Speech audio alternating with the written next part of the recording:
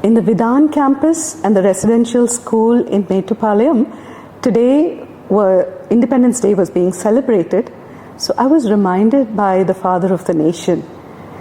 We want the children to understand that violence or physical power is not always the answer to all our problems. And the example of the father of the nation is the best example for this. Mahatma Gandhiji, he did not use any military power or money power or physical violence to achieve his aim. He could drive out the mighty British Empire through non-violence. And what was the power that he had? He had the power of willpower. The mind was so powerful that when he decided that India should be free, he could achieve it because his mind was powerful.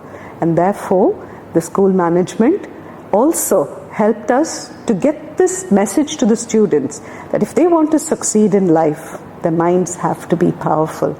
And we did teach them techniques, simple techniques of Rajaga meditation, wherein the mind can become recharged, renewed, and empowered.